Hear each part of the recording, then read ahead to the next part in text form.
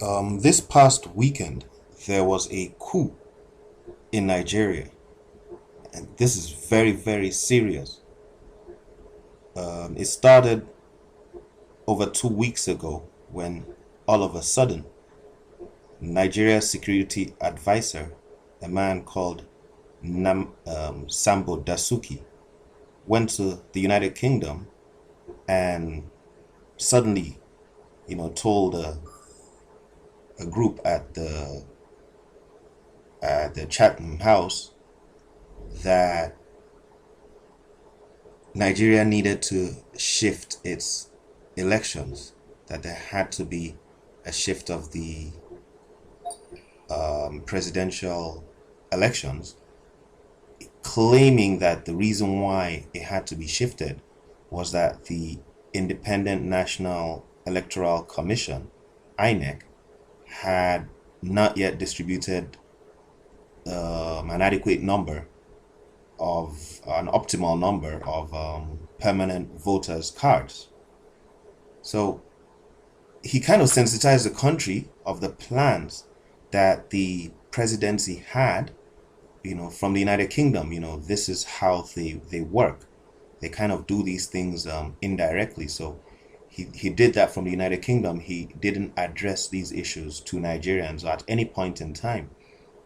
And when he did so, he said that he had told INEC, which is the Electoral Commission, but INEC denied that, it had never been brought up. Now, fast forward, all of a sudden, they start pushing and pressuring the Electoral Commission to shift the polls.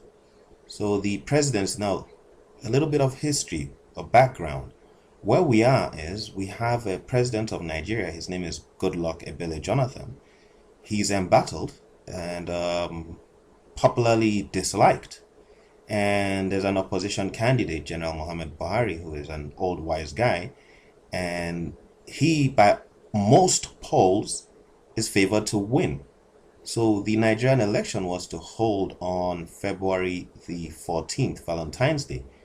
And all polls were giving Buhari 70 to 80%, winning, because people are really tired of the present ruling party and ruling government, which has been in power for 16 years and has supervised poverty in the country with over 100 million people, impoverished in Nigeria. You have over 80 million people, more than half the population, who live under $1 a day. And it's a really, really wealthy country. Oil producer. There's just no reason for this poverty. The reason why people are being so impoverished is because of corruption. The African Union, for instance, recently reported just about a week ago that over 41 billion now US dollars, I'm talking about United States dollars, $41 billion was being looted out of Nigeria every year. And this does not include monies that are being looted within the system. So Nigeria's annual budget is about over $20 billion a year, and we have over 40 billion being looted abroad. And then in implementing the budget, let's say half of it gets looted again in phony contracts and all this kind of stuff. So we have, let's say, 50, 60 billion dollars being looted from Nigeria, and only maybe 5 billion being used for the people every year. So it's been very, very horrible in the country, and people have become really tired of the system. In fact, democracy has failed the country. So people were interested in trying this other candidate who is known, and his vice, who is known for being, a man of integrity, and who, during his regime in the past, though he was brutal and very, very strict and stern, at least he was not corrupt, and he safeguarded national interests, even to the extent of, turning his back on Western hegemonists in defense of, Nigerian sovereign needs. Also, a little bit more on background, terror has really ravaged the nation under this current government, and they failed. Boko Haram terrorists continued to ravage the land and destroy the entire northeast, and the Goodluck Jonathan government failed completely for 6 years, of which he has been in power, to check this terror. Now, to where we are, about over a week ago, or since the National Security Advisor spoke in England, they started, raising this issue that they wanted to postpone the elections.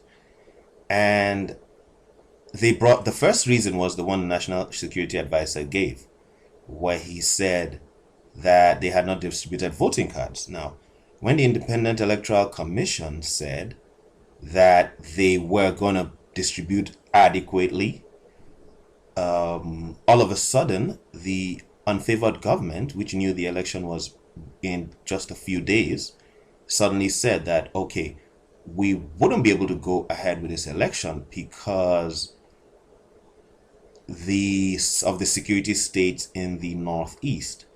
So that, the army has to deal with that.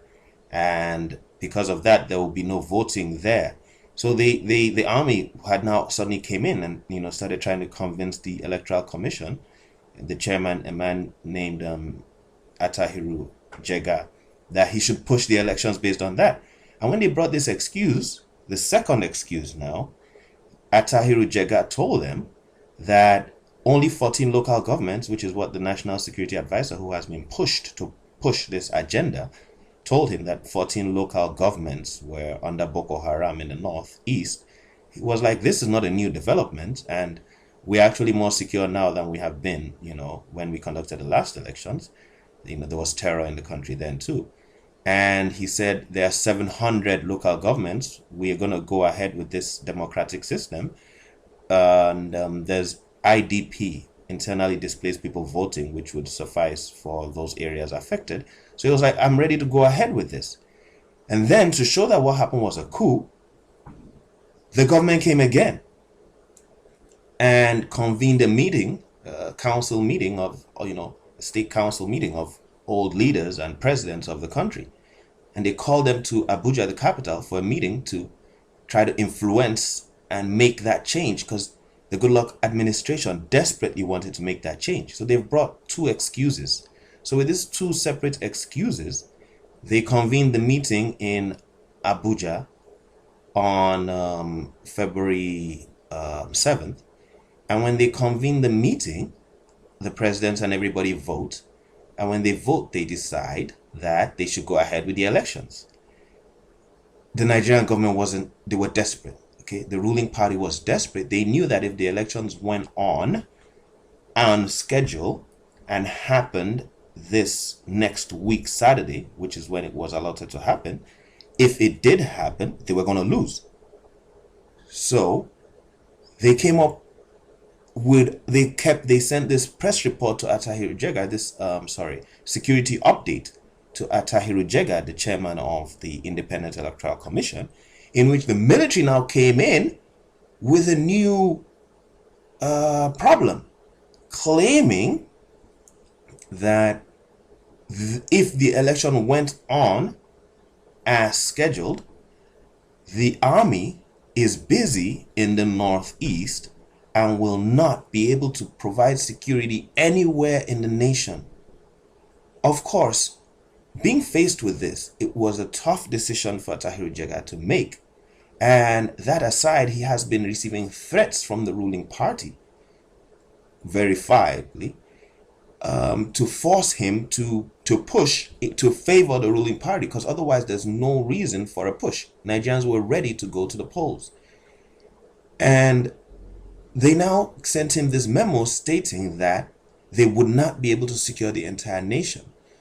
But the truth is, according to what the Chief of Defense Staff, Alex Bade, had said, he had said that we are aware of the need for security before the elections. We will deploy across the states of the Federation. This he said on February 2nd, mark you. And he said, we are capable to handle the provision of security in Nigeria in spite of our commitment and our action in the Northeast. This is what Nigeria's Chief of Defense Staff said. Now, all of a sudden, they send a report to Atahiru Jega saying we would not be able to. So they reverse on this position that we will not be able to provide security to the nation because we are engaged in the Northeast. Now, understandably, Boko Haram is a serious crisis, but it did not start today. And it's just like United States. United States is involved at any given point in time in dozens of wars around the world, but that does not hinder the electoral process.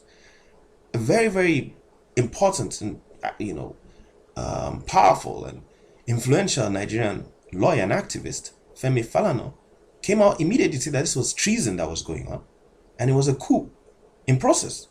Because number one, the army is not meant to provide policing of polling booths. It's the Nigerian police. The army could just assist, but it's Nigerian police's duty.